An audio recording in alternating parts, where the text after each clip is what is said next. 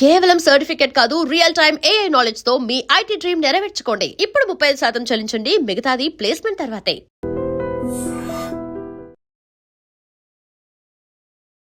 Welcome to I dream. నేను మీ భవ్య. ఇప్పుడు మన ముందు డాక్టర్ బాలకిషన్ ఆయుర్వేదిక్ డిపార్ట్మెంట్లో చాలా ఎక్స్పర్ట్ అనమాట. సార్ని అడిగి మన హెల్త్కి సంబంధించి డీటెయిల్స్ తెలుసుకుందాం. నమస్తే సార్, ఎలా ఉన్నారు? మీరు ఎలా ఉన్నారు? నేను బాగున్నాను సార్. మీకు మరి మీ ఛానల్ వారందరికీ నా యొక్క హృదయపూర్వక నమస్సుమాంజలు. Thank you sir. సార్, ఈ కడుపు ఉబ్బరం అనేది చిన్న వాళ్ళ నుంచి పెద్ద వాళ్ళందరికీ కూడా ఒక సమస్య ఈ మధ్య కాలంలో చూసుకుంటే. ఎందుకంటే లైఫ్ స్టైల్ మారిన విషయం తెలిసిందే, ఫుడ్ తీసుకునే విధానం మారింది, టైమింగ్ మారింది, ఇవన్నీ మారటం వల్ల కడుపు ఉబ్బరం అనేది పెరిగిపోతుంది. సో అది కాస్త విపరీతమైన అల్సర్గా మారే ఛాన్స్ ఏమన్నా ఉంటుందా? మరి దానికి తగ్గటానికి ఆయుర్వేదిక్లో ఎటువంటి ట్రీట్మెంట్ తీసుకోవచ్చు అంటారు? కడుపు ఉబ్బరం సమస్యనే వైద్య పరిభాషలో గ్యాస్ ట్రబుల్ అని చెప్పేస్తారు. గ్యాస్ ట్రబుల్ అని ప్రతి వాళ్ళకి తెలుసు, అందరికీ నాకు గ్యాస్ ఉంది అని చెప్పేసి అంటూ ఉంటారు. ప్రతి వ్యక్తి అంటుంటారు. మేము చేస్తున్నటువంటి ఎగ్జామినేషన్లో ఒక 20 మందికి ఎగ్జామినేషన్ చేసినట్లయితే అందరూ నాకు గ్యాస్ ప్రాబ్లం ఉంది, ఎసిడిటీ ఉంది, ఎసిడిటీ ఉంది అని చెప్తూ ఉంటారు. కానీ 20 మందిని మేము ఎగ్జామినేషన్ చేసినట్లయితే ఒకరికి లేదా ఇద్దరికి మాత్రమే ఒరిజినల్గా గ్యాస్ ప్రాబ్లం ఉంటుంది. మిగతా వాళ్ళు ఎవరికి గ్యాస్ ప్రాబ్లం ఉంటుంది అని అపోహపడతారు. అంతే, ఉందేమో అని అపోహపడేసి రకరకాల మాత్రలు వాడేస్తుంటారు. వాళ్ళు లేకపోయినప్పటికీ ఏదో గోలి మింగేస్తుంది. తినే ముందు ఏదో ఒకటి వాళ్ళంతట వాళ్ళే సొంతంగా గ్యాస్ టాబ్లెట్ వేసేసుకోవడం చేస్తారు. వేసుకోకూడదు అనమాట. కానీ సార్, మరి అంటే ఎలా మనం వ్యత్యాసాన్ని ఎలా చూడొచ్చు అంటారు? అంటే నిజంగానే గ్యాస్ ఎలా ఉందని ఎలా తెలుస్తుంది? లేకపోతే ఉబ్బరంగా అనిపిస్తే అది ఖచ్చితంగా గ్యాస్ అని అనుకుంటారు. నిజమా కాదా, ఎలా తెలుసుకోవచ్చు? ఇక్కడ గ్యాస్ ప్రాబ్లం అంటే 2 పరిభాషలు ఉన్నాయి. ఇక్కడ ఒకటి గ్యాసెస్ అంటే అపాన వాయువులు వెళ్ళిపోవడం అనమాట. అపాన వాయువులు ఇప్పుడు ఏదైతే మనకి బైక్ ఉంది లేదా ఒక జీప్ కార్ ఉంది, పైనుండి మనం ఫ్యూయల్ వేస్తూ ఉంటాం. లైక్ మనం ఆహారం తీసుకున్నట్టుగా ఫ్యూయల్ వేస్తాం, ఏదో ఒకటి పెట్రోల్ డీజిల్ ఏదో ఒకటి వేస్తుంది. సో సైలెన్సర్ పొగ్గొట్టం నుంచి పొగ వెళ్ళిపోతూ ఉంటుంది, విషవాయువులు వెళ్ళిపోతూ ఉంటాయి. దట్స్ కాల్డ్ ఐస్ అపాన వాయువులు. మనిషికి కూడా అలాగే ఇన్పుట్ అవుట్పుట్ అలాగే ఉంటుంది. ఎప్పుడైతే సైలెన్సర్లో ఏదైనా మనం పొగ రాకుండా ఏదైనా క్లోజ్ చేసామనుకోండి, పరిస్థితి ఏంటి? ఇంజన్ ఆఫ్ అవుతుంది, నడవదు, స్టార్ట్ అవ్వదు. అలాగే ఇక్కడ కూడా అపాన వాయువులు వెలువడగనట్టయితే గ్యాస్ట్రైటిస్ సమస్య, కడుపు ఉబ్బరం సమస్య తలెత్తవచ్చు. అలాగే అజీర్ణ సమస్యలు తలెత్తుతాయి, మలబద్ధక సమస్యలు తలెత్తుతాయి. సో అపాన వాయువులని జనాలందరూ కూడా అపోహపడి గ్యాస్ ప్రాబ్లం అని చెప్పేసి అనుకుంటుంటారు. అది ఎంతవరకు వ్యత్యాసం అదే అనమాట. అది గ్యాసెస్ని అలా వచ్చే అపాన వాయువులు కింద నుండి గ్యాసెస్ వెళ్ళిపోతుంటాయి నిరంతరంగా. అప్పుడప్పుడు కొంతమందికి ఎక్కువ తక్కువ, అది డిఫరెంట్ కాబట్టి వెళ్ళిపోతుంటాయి. అలా వెళ్ళిపోయేవాడిని గ్యాస్ ప్రాబ్లం ఉంది నాకని చెప్పేసి అనుకుంటుంటారు. జనాలంతా అనుకునేది అక్కడే అనమాట. అంతే తప్ప ఒరిజినల్గా గ్యాస్ ప్రాబ్లం ఉండదు. గ్యాస్ ప్రాబ్లం ఉన్న వారికి ఏంటంటే కడుపు ఉబ్బరంగా బాగా టైట్గా ఉంటుంది, ఏమాత్రం కదలలేక పరిస్థితి ఉంటుంది, ఆయాసంగా ఉంటుంది. ఈవెందో నీళ్లు తాగే అంత చోటు కూడా ఉన్నట్టు అనిపించదు. అది ఇలా ఇంకా కొంచెం ఏం తిన్నా సరే బయటికి వచ్చేస్తుంది అనే ఫీలింగ్, భయంగా ఉంటుంది, కడుపు అంతా టైట్ గా ఉంటుంది అనమాట. అది గ్యాస్ ట్రబుల్కి ఉన్నటువంటి కడుపు ఉబ్బరానికి ఉన్నటువంటి లక్షణం. ఓకే సార్, మరి ఈ గ్యాస్ అంత ఉబ్బరంగా అన్ని సమస్యలతో ఉన్నటువంటి ఈ గ్యాస్ లక్షణాలు మనం చూసాము. సో దాన్ని ఇన్స్టెంట్ గా తగ్గించుకోవడానికి బయట మనం చూస్తున్నాం, ఈనో తాగుతారు, లేదా కొంతమంది డైరెక్ట్ గా గ్యాస్ టాబ్లెట్ వేసుకుంటారు, లేదా జెల్సిల్లనో లేకపోతే సిరప్ లో తాగేస్తూ ఉంటారు. సో అవి మాత్రమే రిలీఫ్ ఇస్తాయి అని కొంతమంది అంటారు, కొంతమందికి అవి కూడా రిలీఫ్ ఇవ్వవు. సో న్యాచురల్ గా ఆయుర్వేదిక్ ట్రీట్మెంట్ లో ఆ గ్యాస్ ని ఎలా తగ్గించుకోవచ్చు అంటారు? ఎందుకంటే ఇది నిత్యం ఉండే సమస్య కాబట్టి. చాలా చాలా మంచి ప్రశ్న వేశారు. ఇందాక మీరు చెప్పినట్టు డయాజిన్ జెల్సిల్ నుంచి మొదలుకొని ప్యాంటప్రజోల్, ఎంటిమిజోల్, ఇలా రకరకాల ట్యాబ్లెట్స్ ఉన్నాయి.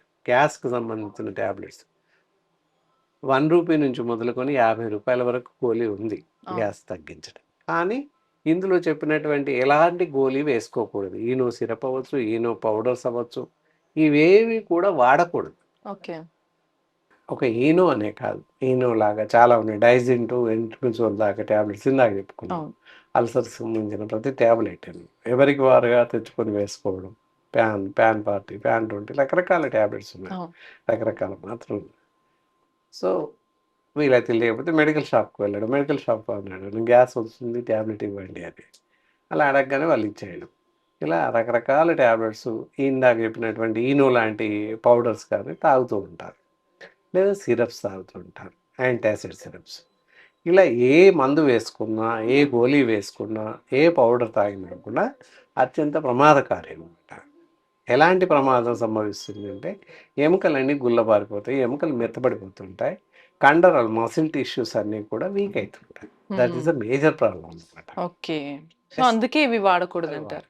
సార్ మరి యాక్చువల్గా అసలు మనము వీటికి ఆయుర్వేదిక్ న్యాచురల్ ట్రీట్మెంట్ కన్నా ముందు తెలుసుకోవాల్సింది అసలు ఏవి తినొచ్చు ఏవి తినకూడదు. ఇలా ఊరికే నిత్యం గ్యాస్తో ఇబ్బంది పడే వాళ్ళందరూ ఎటువంటి ఆహారం తీసుకోవచ్చు, ఏవి తీసుకోవద్దు? ఎస్, ఇక్కడ మనం తీసుకోకూడని ఆహారం చూద్దాం. తీసుకున్నట్టయితే లివింగ్ ఆఫ్ డైట్ తీసుకోవచ్చు. అవును. ఎలాంటి ఆహారం తీసుకోకూడదు? డీప్ ఫ్రైస్ ఉంటాయి, ఫ్రైస్ ఉంటాయి, అవి పూర్తిగా మానేయాలి. అలాగే junk foods, bakery items, fast food సెంటర్లో లభించేటటువంటి noodles, all types of fried rice ఇలాంటివి తినకూడదు. ఓకే. బేకరీలో లభించేటటువంటి బిస్కెట్స్, కేక్స్, బర్గర్స్, పిజ్జాస్ రకరకాలు ఉన్నాయి, అవేవి తినకూడదు. ఎందుకంటే ఆర్టిఫిషియల్ సాల్ట్స్, ఆర్టిఫిషియల్ షుగర్స్ ఉంటాయి, ఓకే. ఆర్టిఫిషియల్ ప్రిజర్వేటివ్స్ ఉంటాయి మరీ ముఖ్యంగా. సో అందువల్ల అలాంటివి తినకూడదు. ఈస్ట్ ఉంటుంది మరీ ముఖ్యంగా, అవును. అంటే దానివల్ల ఆహారం చెడిపోవడానికి ఎక్కువ కారణాలు ఈస్ట్. అవును. సో థర్డ్ ఫోర్త్ డేకి చెడిపోతూ ఉంటుంది. సో అలాంటి పరిస్థితుల్లో అలాంటి ఆహారాన్ని తీసుకోవడం వల్ల ఇంటెస్టైనల్ డిజార్డర్స్ పెరిగిపోతూ ఉంటాయి. అవును. ఏదైతే అల్సర్స్ అవ్వచ్చు, యాసిడిటీస్ అవ్వచ్చు, మ్మ్. గ్యాస్ట్రిక్ సమస్యలు ఇవన్నీ కూడా ఉత్పన్నమయ్యే అవకాశం ఉంది.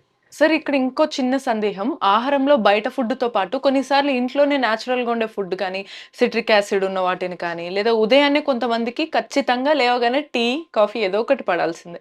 సో అలా తీసుకున్న వాళ్ళకు కూడా గ్యాస్ లేదా ఇక్కడ ఛాతి మధ్యలో మంట ఇదంతా కూడా పెరిగే అవకాశాలు కనిపిస్తున్నాయి. మరి వాళ్ళందరూ కూడా ఏం చేయాలంటారు? Yes. లేవగానే టీ తాగేవాళ్ళు, కాఫీ తాగేవాళ్ళు నిరభ్యంతరంగా టీ తాగొచ్చు.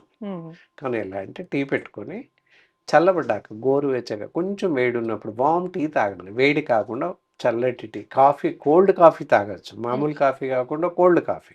కాఫీ కలిపి పెట్టేసుకొని చల్లబడ్డాక తాగేయచ్చు. ఓకే. సో అలా తాగినట్టయితే గొంతులో మంట, కడుపులో మంట రాదు. Yes, okay. అది.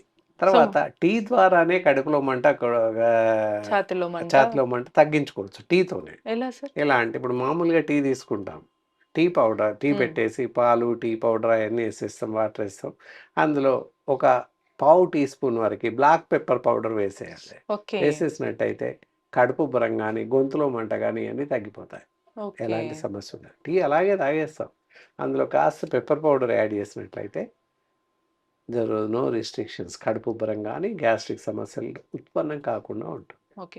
సార్ కానీ పులుపు పదార్థాలు తిన్నప్పుడు కూడా కొంచెం గ్యాస్ట్రిక్ సమస్య కానీ లేకపోతే ఛాతిలో మంట కూడా పెరుగుతుంది కదా, మరి వాళ్ళు ఏం చేయాలంటే? Yes. అలాంటి వారు ఏంటంటే ఏదైనా మంట అలాంటివి ఉన్న వాళ్ళు ఏంటంటే వాళ్ళకి మజ్జిగ ఉంటుంది కదా, చిలికినటువంటి మజ్జిగ ఒకటే నీళ్ళేసి స్పూన్తో కలపడం కాకుండా ఒక అరకప్పు మజ్జిగ పూర్తిగా పాల లెక్క తయారవ్వాలి, ఎలాంటి క్లాట్స్ అవి లేకుండా చాలా జాగ్రత్తగా బాగా తయారు చేయాలి. ఓకే. అలాంటి అరకప్పు మజ్జిగలో అంటే 1:3 డైల్యూషన్స్ ఆ విధంగా చిలికిన మజ్జిగ అరకప్పు తీసుకొని ఒక పావు teaspoon black pepper powder వేసి కలిపి తాగినట్లయితే మంట తగ్గిపోతుంది. ఓకే. విత్ ఇన్ మినిట్స్, గంటలు కూడా అక్కడ విత్ ఇన్ మినిట్స్లో మంట తగ్గిపోతుంది. ఓకే. సో అద్భుతం. అలా 1-2 days వాడినట్లయితే పూర్తి స్థాయిలో తగ్గిపోతుంది. ఓకే. సరే ఇప్పుడు ఇవన్నీ మనము ఆహార పదార్థాల ప్రకారం చూసాం. ఆయుర్వేదిక్లో ఈ గ్యాస్ట్రిక్ సమస్యకి ట్రీట్మెంట్ ఏం తీసుకుంటే బాగుంటుందంటారు? Yes. ఆయుర్వేదం వైద్యంలో వచ్చేసి అద్భుతమైనటువంటి వైద్య చికిత్స పద్ధతులు ఉన్నాయి. అంటే దానికి కాను గ్యాస్ అండ్ ట్యాబ్లెట్స్ అని, డైజెక్స్ ట్యాబ్లెట్స్ అని, అగ్నితుండి వంటి ట్యాబ్లెట్స్, ఇలా రకరకాలుగా చాలా రకాల ట్యాబ్లెట్స్ ఉన్నాయి. అలాగే కుమారి అసవ, ఇలా కొన్ని ఉన్నాయి. ఏదైతే మనం పేషెంట్ వాళ్ళ యొక్క శరీర పరిస్థితి, నాడీ పరీక్ష చేసి వాళ్ళ శరీర తత్వాన్ని బట్టి వాళ్ళకి ఏ మందు సూట్ అవుతుంది, ఏ మందు సరిపోతుంది అనేది చూసి ఇవ్వడం జరుగుతుంది. మొత్తం పైన కడుపు ఉబ్బరం కానీ, కడుపు టైట్నెస్ అవ్వడం కానీ, గ్యాస్ట్రిక్ సమస్యలు ఉన్న వాళ్ళకి తప్పకుండా తగ్గడానికి మంచి మెడిసిన్స్ ఉన్నాయి. ఈ మందులు వాడి పూర్తిగా తగ్గించుకునే అవకాశం ఉంది. ఓకే. సో, మొత్తంగా మనం ఆహారం పరంగా ఎటువంటి జాగ్రత్తలు తీసుకోవాలి చెప్పారు. దాంతో పాటు అప్పటికి సమస్య తీరట్లేదు, వస్తే ఏం చేయాలి అనుకున్న వాళ్ళకి ఆయుర్వేదిక్ ట్రీట్మెంట్‌లో మంచి మెడిసిన్స్ కూడా ఉన్నాయనైతే సార్ చెప్పారు. మరి ఇటువంటి మరిన్ని ఇన్ఫర్మేషన్స్ కోసం keep watching I dream. Sir, one life lesson what medicine has taught you. whatever you can do without expecting. But I really believe మన పాజిటివ్ యాటిట్యూడ్ ఉంటేనే మనం ఏదైనా సాధించగలం. గట్ ని మనం కరెక్ట్ గా డీల్ చేసినట్లయితే అది మనకి పాజిటివ్ హార్మోన్స్ ని రిలీజ్ చేస్తుంది. షుగర్ వచ్చిన వాళ్ళ పరిస్థితి ఏంటి? పొట్ట దగ్గర పెరిగితే దాన్ని ఆండ్రాయిడ్ అంటారు, ఆండ్రాయిడ్ ఫోన్ కదా. అసలు థాట్స్ ఎందుకు వస్తాయి? బ్రెయిన్ డెడ్ అంటే దానికి ప్రపంచం అంతా కూడా కొన్ని నిర్దిష్టమైనటువంటి లక్షణాలు ఉంటాయి. మానసికంగా ధైర్యంగా ఉంటే క్యాన్సర్ జయించవచ్చు. You are a doctor for a cause sir, అంతే. వాళ్ళకి వచ్చిన ఆదాయం కాకుండా ఫ్రీ సర్వీస్ ఎంతమందికో చేస్తారు.